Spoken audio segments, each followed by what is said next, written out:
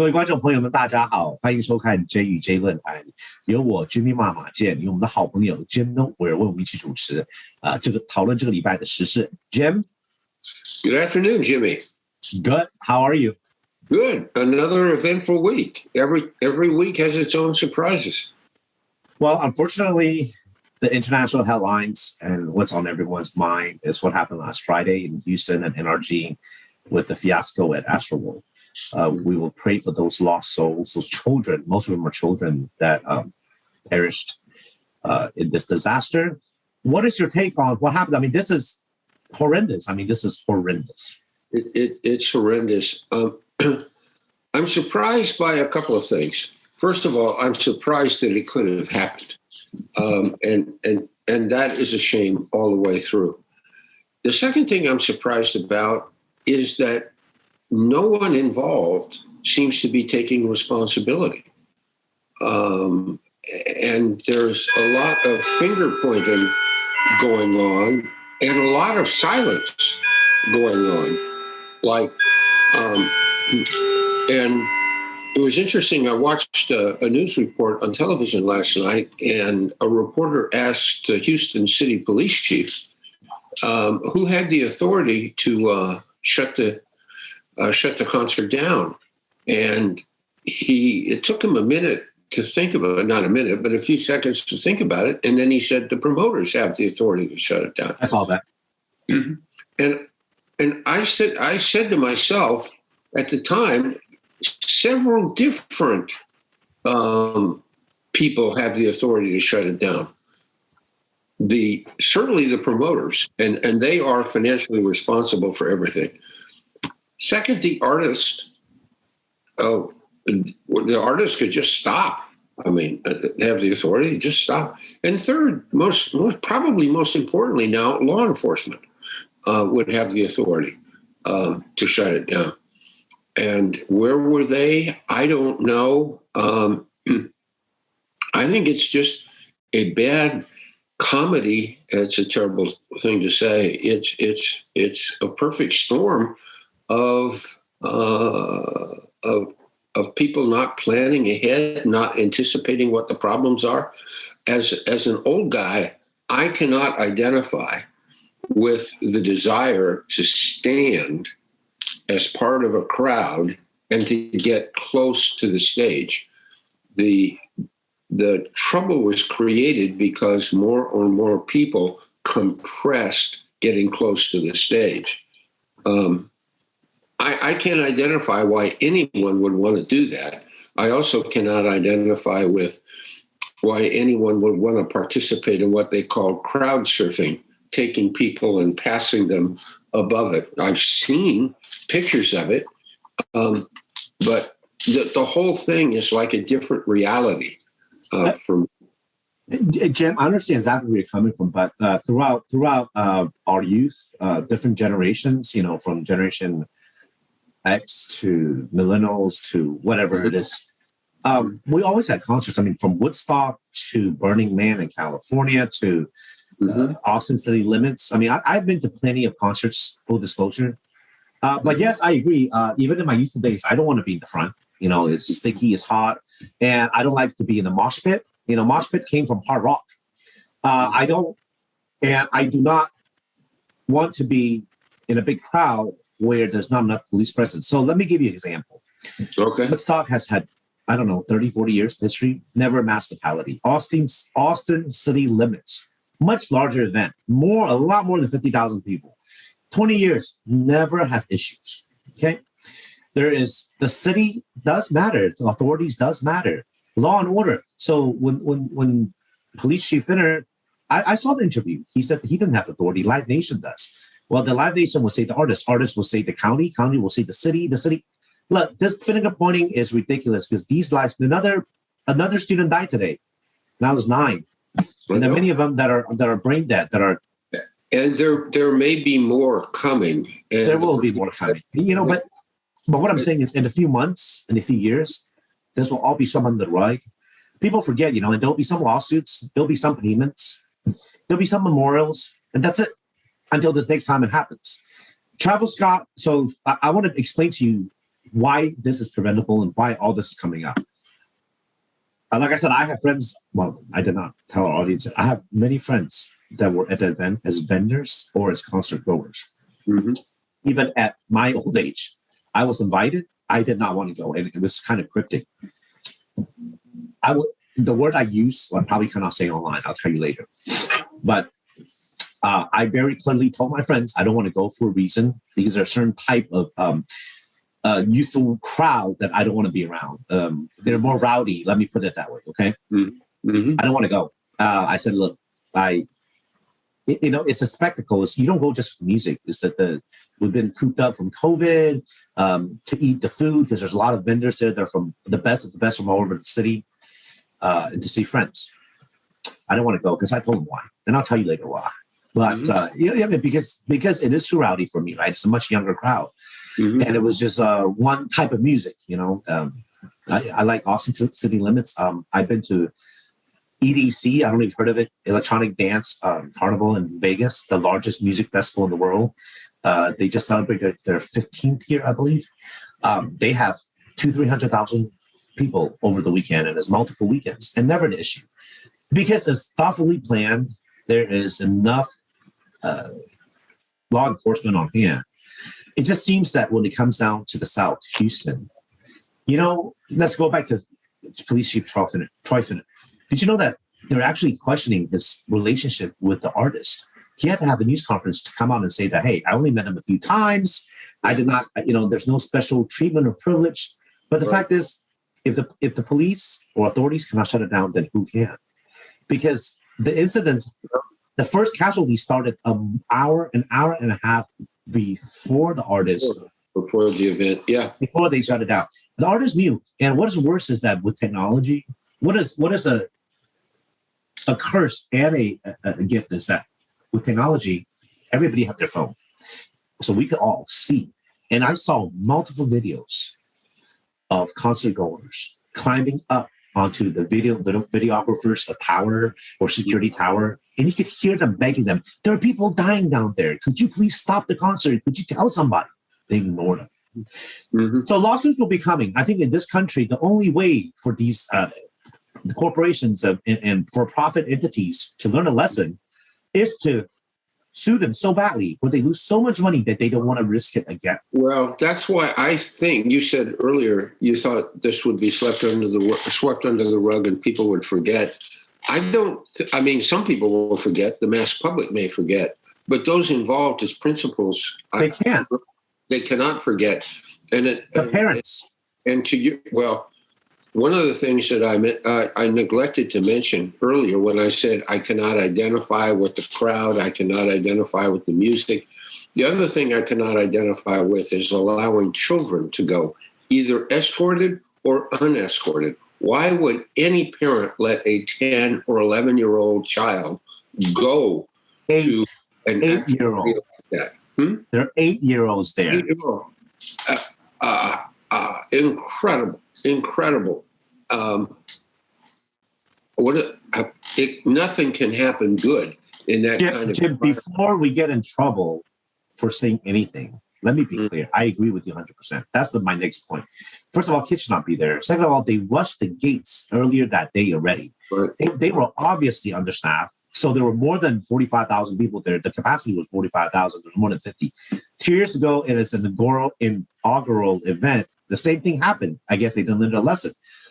So kids, what are kids doing there? There are so much drugs. I mean, first of all, marijuana smoking is not legal here in the county, I don't believe, but everyone smokes it. It seems like any public event, you smell it. I don't want my kids to smell that. So bringing kids is crazy. The fact that every concert, there's some kind of a major injury, because 2 years ago, there were major injuries too. Why would you risk your kids to do that? I mean, at Woodstock, at ACL, kids are not allowed in anyway. It just doesn't make sense to me. So, like I said, when it comes to Houston, how come anything goes? Well, I think what it is I think it's neglect. I think it's abdication of responsibility. We have all this regulatory apparatus. You have to get permits and things like that. But again, nobody takes responsibility one way or another. I also listened to an interview with Tony Busby last night. He's representing the plaintiffs, yes, sir. a very celebrated plaintiff's attorney, and he's already filed tens, maybe hundreds of lawsuits already just within the last few days. And he is very effective. This could be big enough to put Live Nation and Travis Scott out of business. The financial liabilities could be that big. The other question is going to be, when you get into this, is insurance. My very next point. All of those events are insured. So what do the insurers, one, take responsibility for, and two, what safeguards do they require to protect their interests? I think we're on new ground here on a legal way. But the other thing you mentioned is it's like an excuse for public misbehavior, whether it's drug abuse or violence or other forms of activity. I just don't understand it, and I don't understand what the appeal of it is, and I don't understand why our public officials let this go on. I think there's going to be some real pushback. This is a county responsibility, not the city, because the Astrodome and the whole thing there is the county. And I think Lena Hidalgo and the county's commissioners, as well as the county sheriff, are going to have some very tough political environment to deal with all of this. Well, let's hope so, because this is a multi-million-dollar business, tens of millions at stake. He's a local product, but let me be clear. I want to also tell you a little bit about Travis Scott. Okay, even though it's not my genre, but I know who he is. I have friends that do enjoy it. He's very good at promoting, but he has a history of causing violence at his concerts. Multiple times has been sued for inciting the crowd. Multiple times, his former manager has sued him for leaving him paralyzed. Concert goers have been paralyzed. This is a recurring issue, and you're absolutely right about the county. When you don't want to spend money to hire enough law enforcement, and people are rushing the gates and things of that nature, you already know that you have an issue.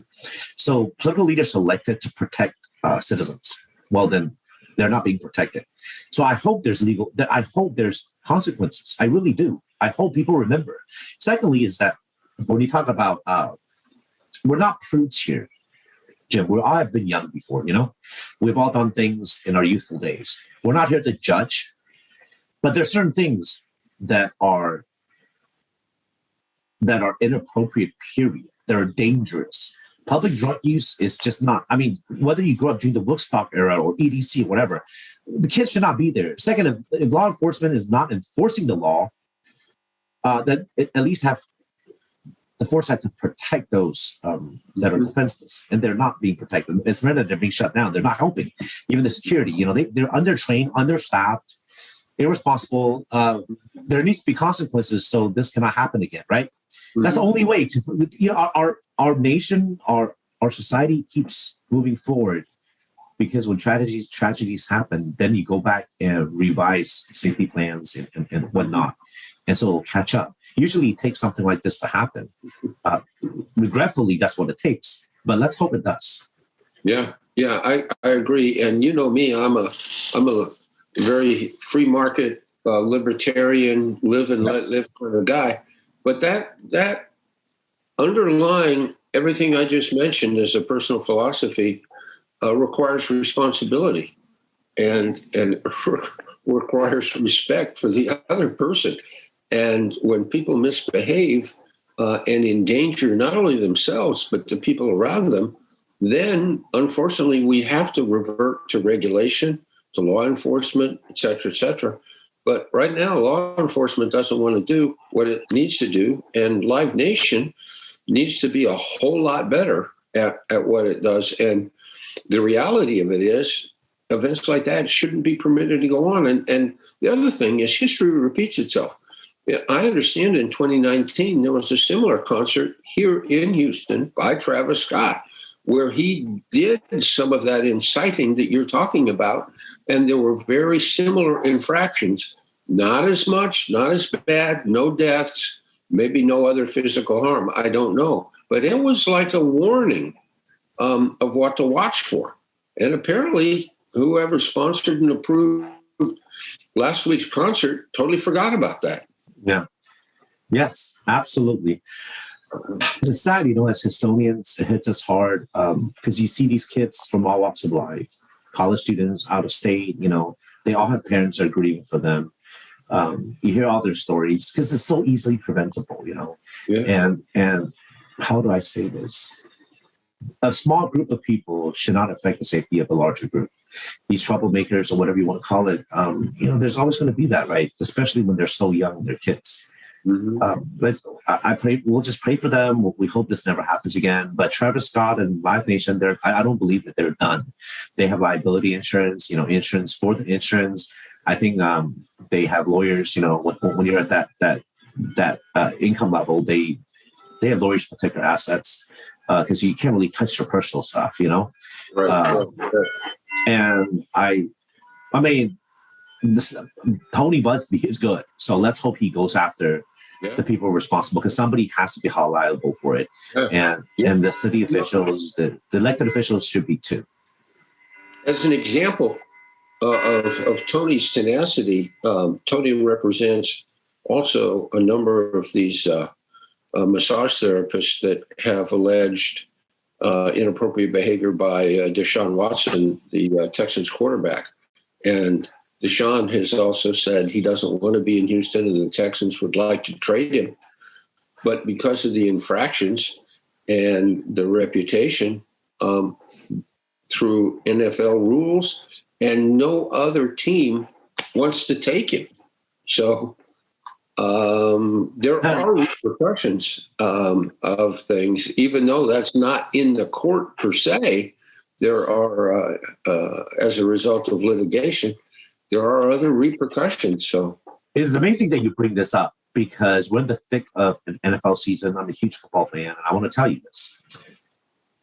Deshaun he's our hope. He's one of the best in what he does.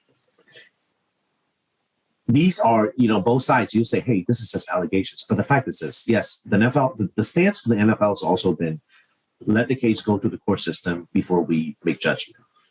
But these allegations are so horrendous, and there's so many of them. I mean, 20, 30 people. I mean, come on. And when you're a public figure, when you have this kind of income, it's a heinous crime. Even the allegations are heinous. I mean, he's done. He's done here in this city. He's done a lot of good. You always put up a very good image. But this is another absolutely unnecessary issue. The teams that want to trade for him cannot because they don't know what are they trading for, a rental. I mean, he might be banned. Just like there's so much bad news coming out of the NFL. There's a top 12 pick from this last year's draft, superstar receiver Henry Ruggs, got drunk in Las Vegas and killed somebody, DWI. And this is facts. These are facts. Somebody died. Driving 156 miles an hour. Same thing. You're a superstar. You're in the NFL. You have $1 million home. You can't get a driver. I mean, where's your agent? Where's the team? Yes, personal responsibility. You told him he's 21. Deshaun is 25. And then you got people like Aaron Rodgers from Green Bay, straight up just lying about being vaccinated, getting caught. Now he's got COVID, being dropped by the sponsors. I mean, you showed their true colors. Aaron Rodgers has always had a good image. Yeah, he's always been Mr. Boy Scout within the NFL. Oh, he's got a lot of issues. I mean, there's always been rumors, rumblings. He's unhappy with this, and it turns out what kind of person he is. It shows. And he's not going to be there for long either now because the trust is gone. He straight up and lied. He put his teammates at risk. He can't do that. I mean, there's certain things you don't lie about. Mm-hmm. And it's against NFL rules and against team rules. And then there's another guy on the Raiders that are fired, basically kicked off the team a few days ago for making a threatening video. I mean, good Lord, Jim. COVID made us miss sports, live sports. It's about as American as apple pie. I mean, watching a football game or basketball game, baseball game, it's different. We need it. It's good. It's healthy to have it. But good Lord, what is going on? I mean, this do I sound old when I say this generation, these kids that I don't know what they're thinking, I mean, technology, yeah. I don't know. I think it's part of a larger breakdown of society, of our culture. I hate to sound like a conspiracy guy, but no, this is part of a bigger pattern. Jim, back in your youth or mine, let's say in the 70s, like 80s, your parents or grandparents will probably look at you and say, oh, Woodstock and rock and roll and Beatles and long hair. And they probably said the same thing about your generation.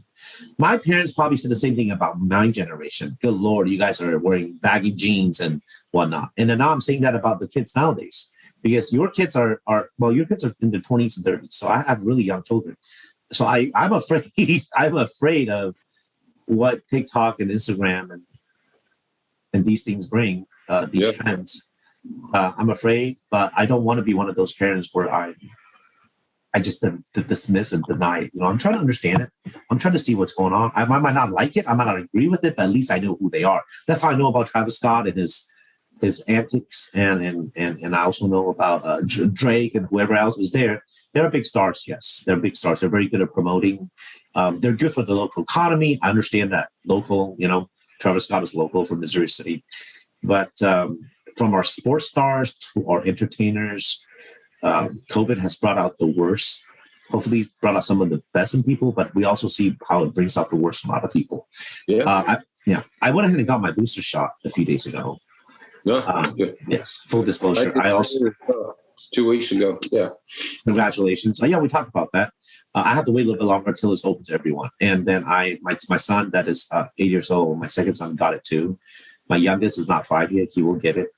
But what's funny is that there are very people in my household, they're close to me, has now taken an anti-vax stance because of seeing how much money Pfizer and the pharmaceuticals are benefiting from it.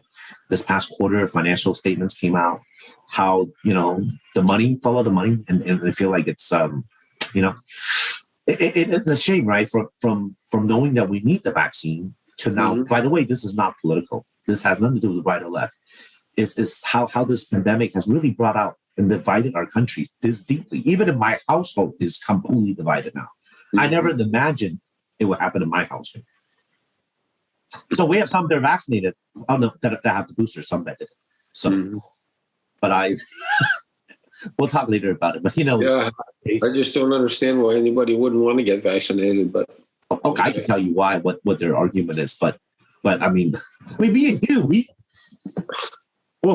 I hope she doesn't see this. But anyways, I hope everyone have a good week. Enjoy this beautiful fall weather. The time is up as usual, Jim. I really appreciate you being on the show. Sure. As always. Sure. So we will see everyone next week. Jim, do you have anything to say? Everyone next week and see if you can predict next week's surprise. I cannot. I hope not. I hope there's no more surprises. Okay. Thanks, Jimmy. Bye-bye.